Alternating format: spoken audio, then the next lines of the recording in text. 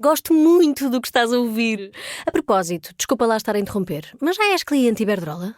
Como não? Então tens de ouvir antes isto. Quem fica na Iberdrola ganha mais. Descontos, vantagens, ofertas e só por aderir ganha 100 euros. Se a poupança e a energia verde também são música para os teus ouvidos, liga 800 500 500. Iberdrola. Em Santarém.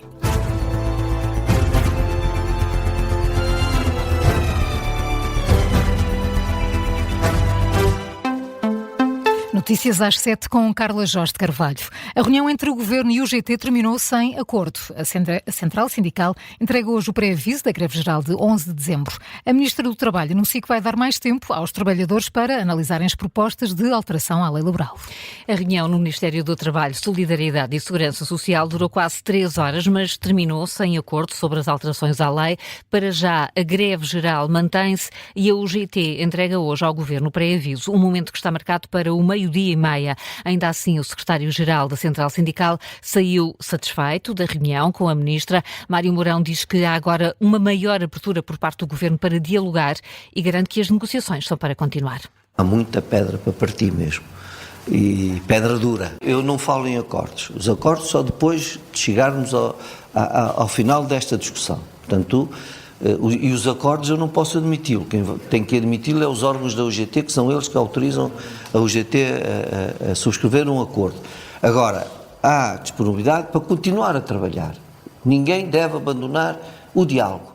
Mas quanto às matérias em que o Governo se dispôs a ceder, aqui a UGT não revela para já. Já a Ministra do Trabalho, Solidariedade e Segurança Social repete as críticas à greve, que descreve como inoportuna e extemporânea. Maria do Rosário Palma Ramalho anuncia por isso que vai dar mais tempo à UGT para analisar as propostas e também promete diálogo para tentar evitar a greve.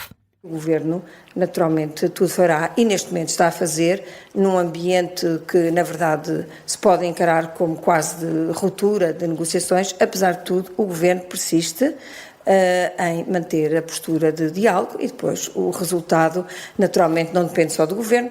Nós temos a fazer-se um acordo tripartido. Declarações da Ministra do Trabalho aos jornalistas no final da reunião de ontem com o secretário-geral da UGT. Maria do Rosário Palma Ramalho avisa ainda que se a greve geral convocada pela CGTP e UGT se mantiver, então não vai ser realizada a reunião de concertação social que está prevista com todos os parceiros sociais, precisamente para a véspera da data da greve.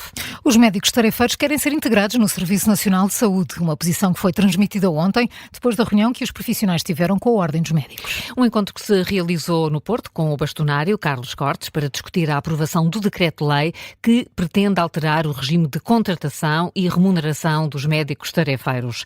À saída do encontro com a Ordem dos Médicos, Nuno Figueiredo e Sousa diz que a intenção da Associação de Médicos Prestadores de Serviços é a da integração no SNS. Reforça ainda que os médicos tarefeiros estão unidos nesta missão. O que sai desta reunião é precisamente a união dos médicos. Quão podemos ser integrados no Serviço Nacional de Saúde, porque esse é o nosso intuito. Essa é a nossa vontade, ser integrados no Serviço Nacional de Saúde.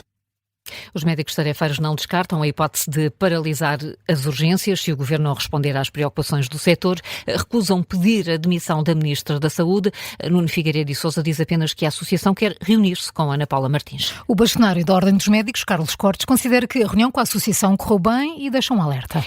Diz que os médicos tarefeiros têm sido abusados pelos hospitais. E ao longo destes últimos anos, esta figura, a utilização do meu ponto de vista, da prestação de serviço, foi abusiva da parte das unidades locais de saúde hoje, dos hospitais anteriormente, porque é uma forma... são médicos que trabalham a recibo verde. Eu penso que não há ninguém neste país que prefira trabalhar a recibo verde do que ter um contrato com o Serviço Nacional de Saúde.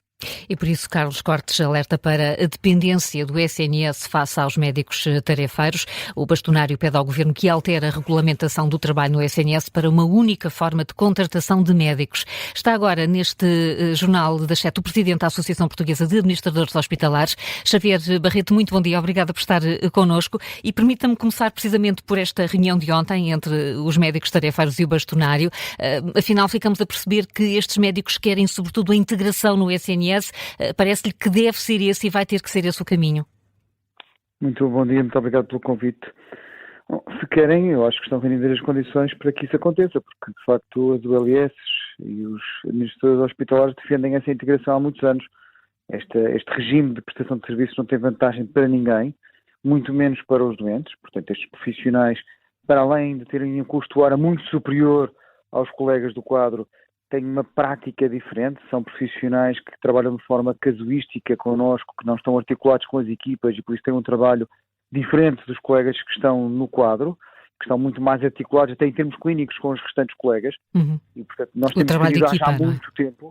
temos defendido há muito tempo que estas pessoas sejam integradas em contratos de trabalho, deixando de estar em prestação de serviços. E, portanto, eu espero que isso aconteça com a maior brevidade. Aguardemos então pela reunião que na próxima semana vai haver entre estes médicos e a Ministra da Saúde. Xavier Barreto, ontem foram públicos vários casos de fraude ou de aproveitamento dos mecanismos do SNS, como a questão das cirurgias extra ou da prescrição abusiva. O que é que está a falhar? Bom, deixe-me só precisar um caso específico, o da prescrição abusiva. Não se passou na SNS, passou-se numa unidade do setor privado. Essa médica prescreveu esses medicamentos, só que parece, eu não tenho detalhes sobre o caso, mas tanto quanto sei, prescreveu esses medicamentos enquanto médica de uma clínica privada, que depois de facto terá obtido uma comparticipação por parte do Estado, mas trata-se de uma fraude que aconteceu no âmbito do setor privado. E, portanto, que é de facto muito avultada, serão milhões de euros, mas de facto aconteceu no setor privado e, portanto, é um problema mais generalizado, eu diria, que apenas só no Serviço Nacional de Saúde. Repara, em muitos casos faltam mecanismos de controlo, falta que o Estado seja mais moderno, mais eficiente, que partilhe mais informação sobre aquilo que está a acontecer.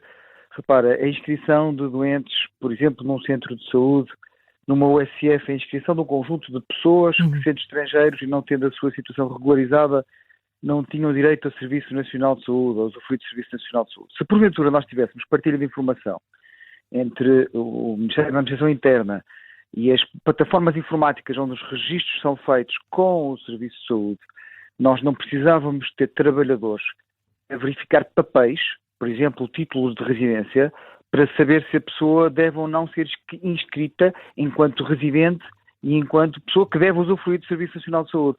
E, portanto, eu acho que em muitos casos falta, certamente, mecanismos que evitem a fraude logo à partida, desenhados logo à partida para evitar a fraude. Isso implicaria uma partilha de informação que nós, de facto, não temos. E claro que, quando estamos perante situações de crime, repare, ninguém está livre de, em qualquer organização, ter uma pessoa com intuitos criminosos, e isso é sempre difícil de travar.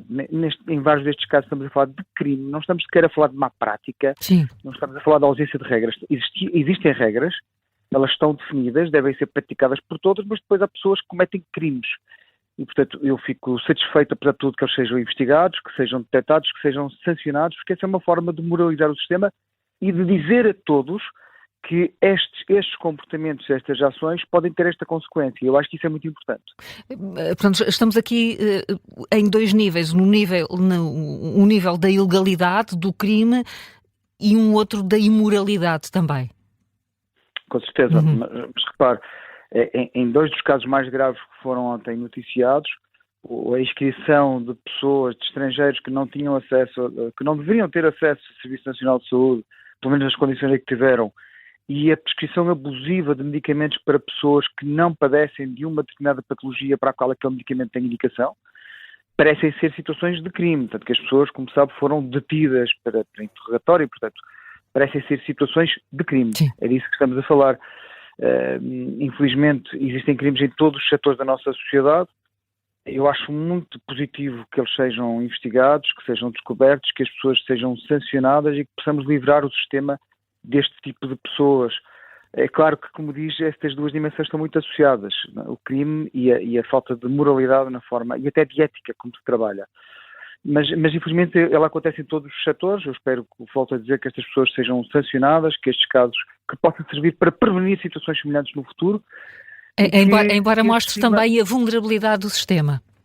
Verdade, e volto a dizer, a falta de partilha de informação, a falta de registros clínicos centralizados que tenha toda a informação do doente. Repara, até esta ideia de podermos ter toda a informação clínica do doente, as patologias de que ele padece, os medicamentos que lhe são prescritos, e que isso seja comum a todo o sistema de saúde, incluindo o setor público, privado e social, provavelmente permitiria descobrir um conjunto de situações de fraude que eventualmente nos estejam agora a escapar. É aquilo que o Governo anda a tentar criar há muitos anos, os sucessivos governos, que é um registro clínico único e centralizado. E de facto nós ainda não o temos, como temos visto infelizmente nos últimos casos têm sido noticiados. Portanto, tudo isso é importante, sem dúvida nenhuma. Não posso deixar de dizer que, apesar destes casos poderem criar a percepção pública de que o Serviço Nacional de Saúde tem, eu diria, situações de corrupção generalizada, eu quero afastar-me completamente dessa ideia.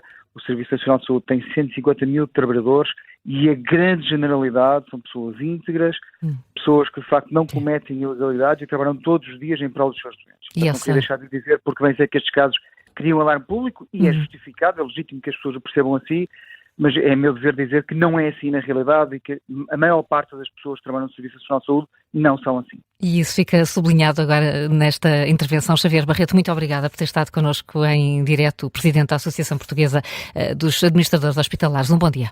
Quase 95% dos portugueses usa ferramentas de inteligência artificial no dia-a-dia. O ChatGPT é a ferramenta mais utilizada e as empresas tecnológicas são quem mais recorre à IA em Portugal. São as conclusões de um estudo sobre inteligência artificial da consultora Magma Studio, feita em parceria com a Confederação Empresarial de Portugal. Esta investigação recolheu quase 3.000 respostas entre junho e outubro deste ano. O estudo aponta que a inteligência artificial deixou de ser uma tecnologia emergente e passou a fazer parte do cotidiano da maioria dos profissionais. O CEO da Magma Studio alerta que as empresas devem apostar mais na formação de inteligência artificial. Miguel Gonçalves admite que os dados deste estudo são surpreendentes, mas mais do que as pessoas que utilizam a inteligência artificial diariamente, destaca os dados que mostram que poucos portugueses têm formação sobre o tema e que por isso é preciso investir na comunicação interna e na formação nas empresas.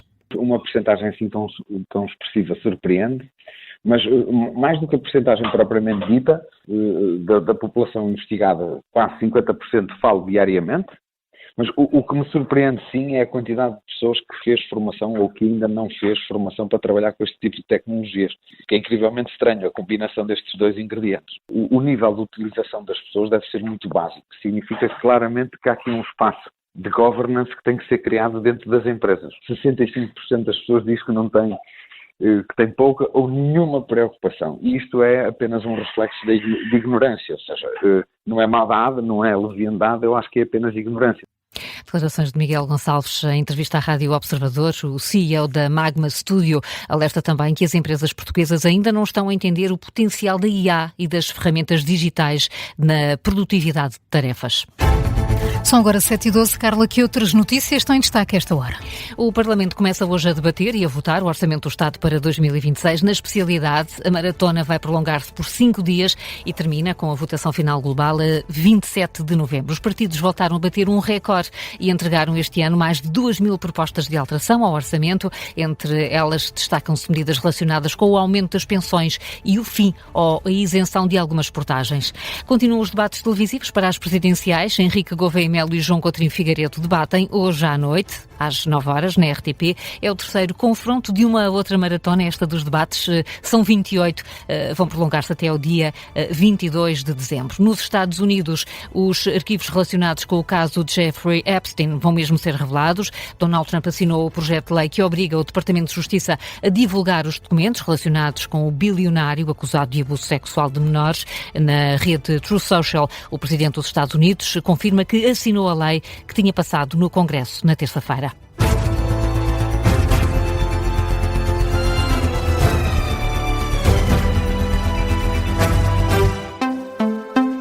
Gosto muito do que estás a ouvir. A propósito, desculpa lá estar a interromper, mas já és cliente Iberdrola? Como não? Então tens de ouvir antes isto. Quem fica na Iberdrola ganha mais. Descontos, vantagens, ofertas e só por aderir ganha 100 euros. Se a poupança e a energia verde também são música para os teus ouvidos, liga 800 500 500. Iberdrola.